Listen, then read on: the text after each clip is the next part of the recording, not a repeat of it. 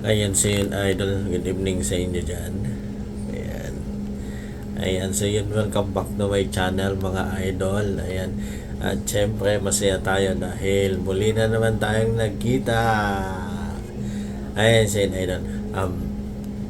Today ay pag-usapan natin na yung isang motivation na naman para sa ating buhay. Ayan, tungkol ito sa ah, hindi porket nauna na sila nahuli ka na. Yan. Ibig sabihin, mga idol, ay hindi natin kailangan dapat i-compare yung mga ginagawa natin doon sa iniidolo natin. Ano? Ibig sabihin ay sila yun di ba? Sila yun, iba tayo. Kailangan din natin gumawa ng sarili natin, yung tayo mismo. Ayan.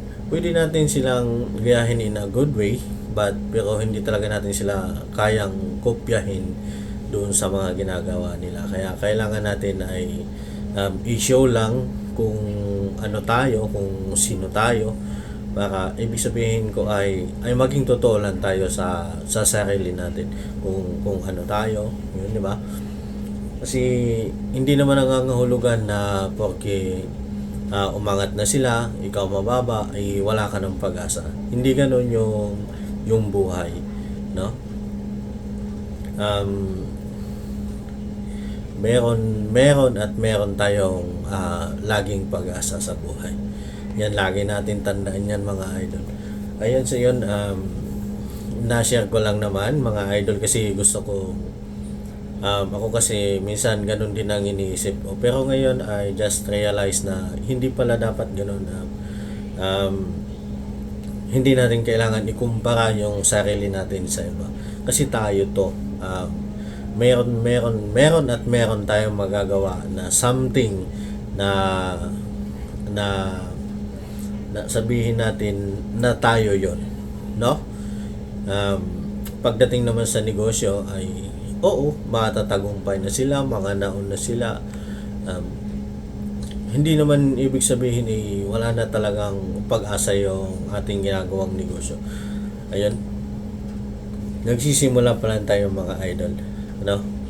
Kaya hindi dapat natin ikumpara yung sarili natin doon sa matataas na, masyado na, sa magagaling na. Siyempre mas mga marami na silang alam sa atin. Tayo along the way, pinupulot pa natin yung mga idea na sa pang-araw-araw ay nagagather natin base doon sa mga experience na nararanasan natin. Kaya yun, gusto ko siyang i-share kasi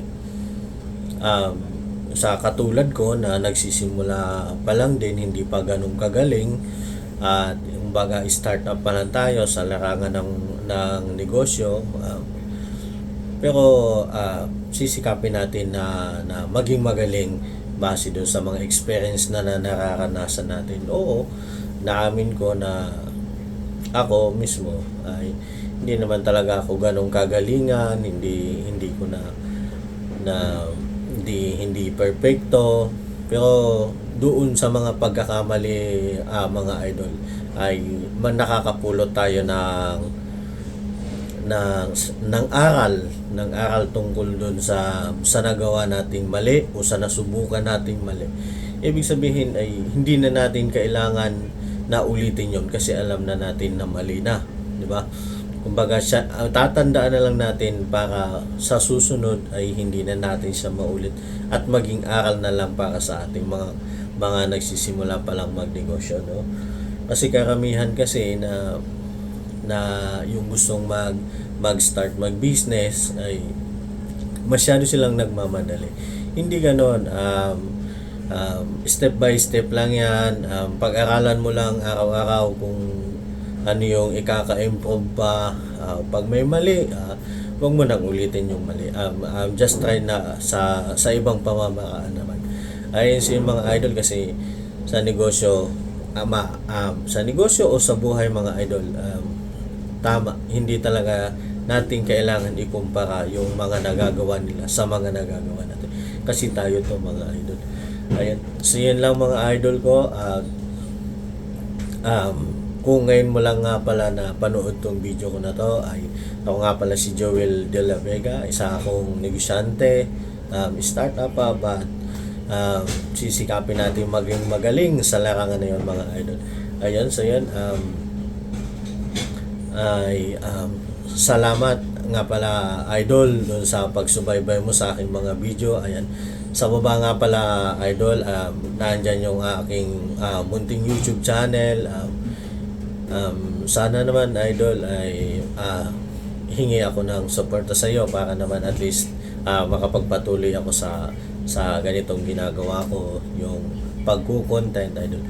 Ayan, so yun, ito lang bago ko i-end to yung video na to idol, alalahanin mo lang ang salitang to, huwag mong ikumpara yung sarili mo sa iba, just be yourself lang idol. Ayan, so yun idol,